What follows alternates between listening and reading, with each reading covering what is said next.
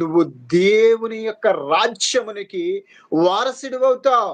ఆ నిత్య రాజ్యములో నీవు ఉన్నప్పుడు యుగయుగాలు దేవుని నీవు స్తుతిస్తూ ఉంటున్నప్పుడు ఆ కలిగే అనుభూతి నువ్వు పొందుకోవాలంటే ఈ భూమి మీద ఎంత సిద్ధపాటు నీకుండాలో ఆలోచించు బిడ్డ. Praise the lord. Praise the నేను లార్డ్. మారు మనసు పొందాను, బాప్తిస్మాన్ని పొందానయ్యా, రక్షణ పొందాను అంటారు. కొంతమందికి బాప్తిస్మమే రక్షణ అనుకుంటారు. లేదు బిడ్డ. తీసుకున్న తర్వాత ఏమంటాడో తెలుసా? మూర్ఖులకు ఈ తరము వారికి వేరే రక్షణ పొందండి అంటున్నాడు పేతురు గారు. 40వ వచనం 2వ అధ్యాయం అపోస్తలుల కార్యాలు 40వ వచనంలో మూర్ఖులకు ఈ తరము వారికి వేరే రక్షణ పొందాలి.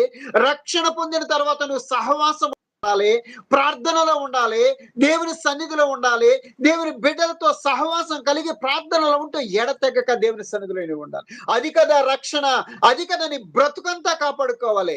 1 రోజు 2 రోజులు కాదు, చచ్చే వరకు కూడా నువ్వు గట్టిగా పట్టుకోవాలి. మరణం వరకు నమ్మకంగా ఉండాలి. మరణం వరకు నమ్మకంగా ఉండాలి. ఆ అనుభవం నీకున్నదా ఈరోజు? ఆ పరిశుద్ధాత్మ అనుభవానికి నువ్వు రావాలంటే నీ బ్రతుకు మార్చబడాలి, నీ యొక్క స్థితి మార్చబడాలి. సుంకరి పరిసేయుడు దేవుని మందిరానికి వెళ్ళారు. పరిసేయుడేమో ఘనంగా ప్రార్థన చేస్తున్నాడు. 3 సార్లు ఉపవాసం ఉంటున్నాను, దశంభాగాలు ఇస్తున్నాను, నేను అలాగా ఇలాగా అని చెప్పి గొప్పలు చెప్పుకుంటున్నాడు. అయితే బిడ్డా, సుంకరి ప్రార్థన ఎలా ఉన్నదో తెలుసా?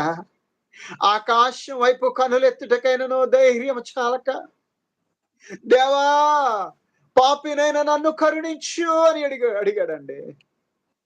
పాపినైనా నన్ను కరుణించు అని అడిగాడు. ఈ అనుభవం నీకుందా బిడ్డ? ఈ అనుభవం నీకుందా? అతని కంటే ఇతడు నీతిమంతుడిగా తీర్చబడి తన ఇంటికి వెళ్ళాడని రాసుకొచ్చి. హల్లెలూయా. అది కదా, అది కదా. నేను ప్రార్థన చేస్తున్నా, నేను గొప్పలు చెప్తున్నా, ఇన్ని చేస్తున్నా, నా బ్రతుకు మారకపోతే ప్రకటించిన తర్వాత నేను భ్రష్టుడనైపోతానేమో, నా శరీరాన్ని నలగొట్టుకుంటున్నటువంటి పౌలు లాగా నీ బ్రతుకుండాలే. పౌలు గారు మార్పు నొందిన తర్వాత యేసు ప్రభువారు ఎన్కౌంటర్ చేసిన తర్వాత ఎక్కడ కూడా వెనక్కి తిరిగి చూడలేదండి. అనేక మంది భక్తులు మనకు కలిగినటువంటి, మనం చూస్తున్నటువంటి భక్తులు ఉన్నారండి. వాళ్ళు మార్పు నొందిన తర్వాత యేసు ప్రభువారిని ప్రకటిస్తూ మరలా వెనక్కి తిరిగి చూడట్లేదు కొంతమంది. అలా నువ్వు బ్రతకాలి.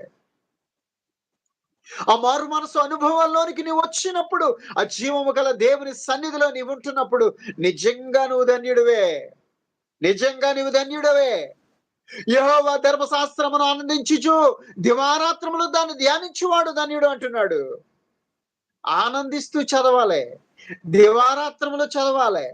అబ్బే, ఈరోజు బాప్తిస్మం పొంది యేసుప్రభుని స్వరక్షగా ఇచ్చి ప్రార్థనలో ఉంటే మంచిది, సరిపోతుంది. బైబిల్ చదవవసరం లేదు, ప్రార్థన చేసుకోవాల్సిన అవసరం లేదు. ఉంటున్నాం కదన్నా, లైవ్ లో ఉంటున్నాం కదన్నా, ప్రార్థన చేసుకున్నా లా, అది కుదరదు, అది కుదరదు. దేవుడు నిన్ను అడుగుతున్నది ఒక్కటే, నీ హృదయాన్ని ఇమ్మని అడుగుతున్నాడు. నీవు ఉండటం కాదు, నీ బ్రతుకు మారాలి, నీ బ్రతుకు మారాలి. ఆయన నిన్ను తీసివేయక ముందు నువ్వు ఏ స్థితి కలుగునో ఆ స్థితిని కలిగి ఉండడానికి నువ్వు ప్రయత్నం చేయాలి. ఆ స్థితి కలిగి ఉండడానికి నువ్వు ప్రయత్నం. మాట ఉంటది, కొరింథీయులకు రాసిన 2వ పత్రికలో ఒక మాట ఉంటుంది. ఏమనంటే, దైవ చిత్తానుసారమైన దుఃఖము రక్షణార్థమైన మారు మనస్సు కలుగు చేయును. ఈ మారు మనస్సు దుఃఖము పుట్టించదు. అయితే 7వ అధ్యాయము 2వ కొరింథీయులకు రాసిన పత్రిక 7వ అధ్యాయం 10వ వచనంలో ఈ మాట, దైవ చిత్తానుసారమైన దుఃఖము రక్షణార్థమైన మారు మనస్సును కలుగు చేయును. ఈ మారు మనస్సు దుఃఖము పుట్టించదు. అయితే లోక సంబంధమైన దుఃఖము మరణమును కలుగు చేయను అంటున్నాడు.